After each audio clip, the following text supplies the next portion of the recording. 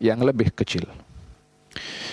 Wa tawakkal ala maulaka warda bihukmihi wa kun mukhlishan lillahi fis sirri wal jahri. Yang ketiga adalah untuk kamu hidup senang, hendaklah kamu punya sifat ikhlas di dalam kamu beramal, kerana keikhlasan dalam amal umpama ruh pada jasad, amal tanpa ikhlas niat umpama jasad tanpa ruh. Dalam hadis dinyatakan, man akhlasa lillahi arba'ina yawman tafajjarat yanabi'ul hikmati min qalbihi ala lisanih. Barang siapa yang dia beramal ikhlas kepada Allah 40 hari, maka akan terkeluar sumber-sumber hikmah daripada hatinya dan juga lisannya. Demikian disebutkan oleh Al-Imam Abi Syaibah dan juga Abu Nuaim dalam kitab Al-Hilyah. Bait yang ketiga yang terakhir adalah kata-kata Imam Abdullah bin Al-Haddad, qanu'an bima a'taka mustaghniyan bihi lahu hamidan fi halayil yusri wal usri. Untuk kamu hidup bahagia, selain daripada syukur, selain daripada tawakal, selain daripada redha kepada qada dan qadar, selain daripada ikhlas, jadilah kamu qanu'an. Qanu'an daripada qana'ah. Qanu'an, kalau orang qanu'an itu orang yang punya rasa cukup dengan apa yang diberi oleh Allah. Kalau syukur ungkapannya tadi ya, qanu'an merasa cukup apa yang diberi oleh Allah Subhanahu wa taala. Kalau orang itu rasa cukup dengan apa yang diberi oleh Allah, namanya qani'an. Tapi kalau qanu'an, sirah mubalaghah, macam mana nak explainnya? Sirah mubalaghah ini sifat yang melampau. Artinya bukan hanya sekedar dia sekali sahaja dapat nikmat dan dia merasa cukup, tapi dah menjadi sebati kepada diri orang itu. Setiap kali mendapat nikmat, alhamdulillah, walaupun nasi dengan tempe. Alhamdulillah, walaupun dia naik kancil wala kata proton saga. Alhamdulillah, walaupun rumahnya itu cukup hanya 2 bilik atau 1 bilik setengah. Dia alhamdulillah merasa cukup dengan apa yang diberi oleh Allah, dan itu menjadi daidanah, menjadi sifat yang sebati kepada dia, yang tak pernah dan tak perlu untuk dipaksakan dia untuk merasa cukup. Dah menjadi sebati kepada setiap dapat alhamdulillah, alhamdulillah, alhamdulillah. Sentiasa dia puas dengan apa yang diberi. Untuk kita mendapatkan sifat qanu', kena melatih diri daripada qanaah. Dapat rezeki dari Allah, alhamdulillah ya Rabb, cukup dengan apa yang kau beri ya Allah. Bulan depan dapat rezeki kurang daripada bulan yang sebelumnya, latihlah diri, jangan bulan lepas lagi banyak ya. Bila seperti itu, qanaahnya telah terancam. Alhamdulillah ya Rabb, tak ada yang sedikit daripada engkau ya Rabb.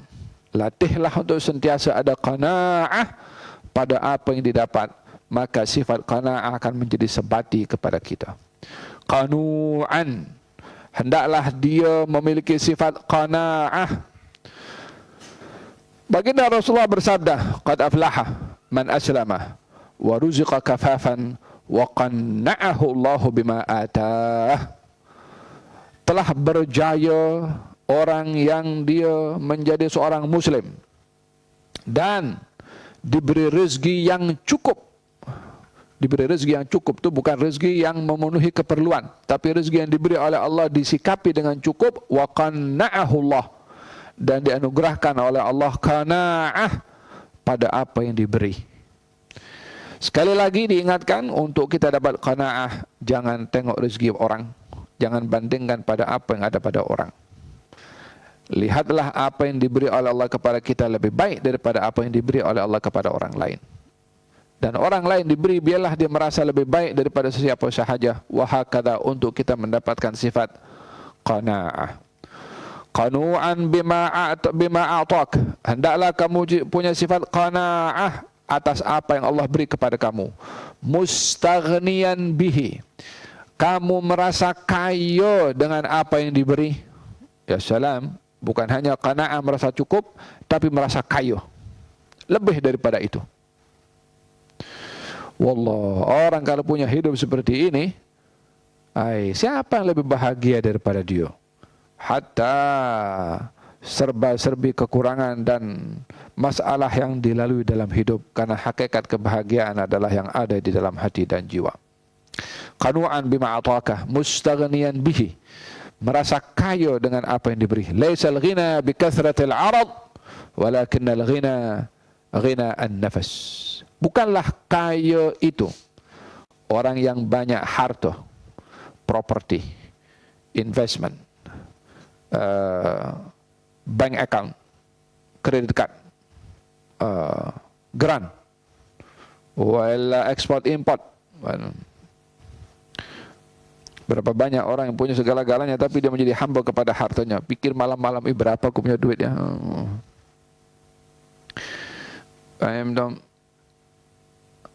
Mustaghniyan bih. Bukanlah orang kaya, kata baginda Rasulullah, orang yang dia banyak harta. Orang kaya adalah orang yang kaya hati dan jiwanya. Baik dia banyak harta atau tidak, orang yang kaya hati, dia adalah orang yang kaya.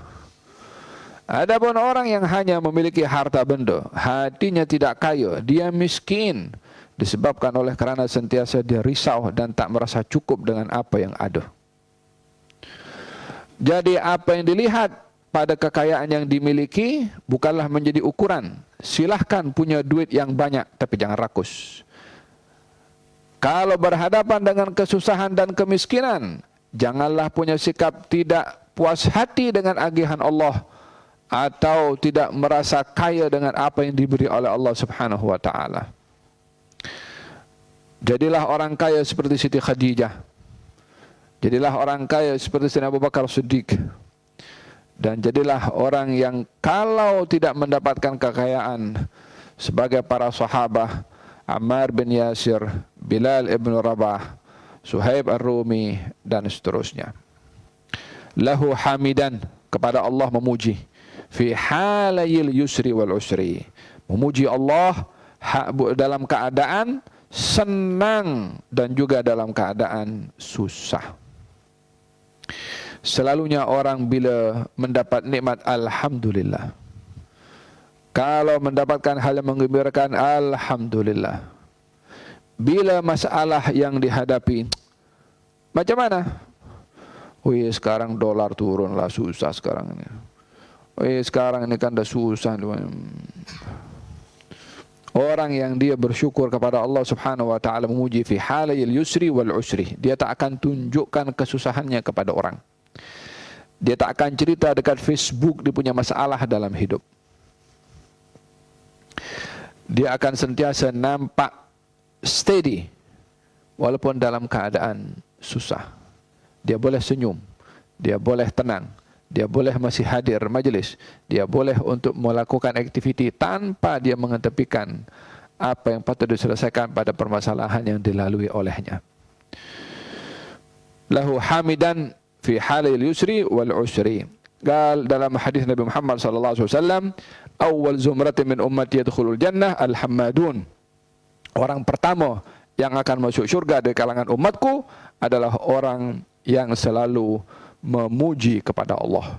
Maksudnya memuji kepada Allah dalam keadaan senang memuji, dalam keadaan susah pun juga tetap memuji kepada Allah Subhanahu wa ta'ala. Kaum muslimat dirahmati Allah Subhanahu wa ta'ala, demikian 3 bait Al-Imam Abdullah bin Al-Haddad yang saya ringkaskan kupasannya daripada Al-Allamah Al-Habib Umar bin Muhammad bin Salim bin Hafidh. Mudah-mudahan Allah Subhanahu wa ta'ala menganugerahkan kepada kita syukur kepada Allah. Konsep tawakal itu menjadi landasan kepada kita dan dianugerahkan oleh Allah redha ke atas ketentuan Allah Subhanahu wa ta'ala. Dan mudah-mudahan Allah Subhanahu wa ta'ala jadikan kita hamba yang disikapi dengan ihsan, bukan disikapi oleh Allah dengan imtihan, disikapi oleh Allah dengan al-fadl, bukan disikapi oleh Allah dengan adil.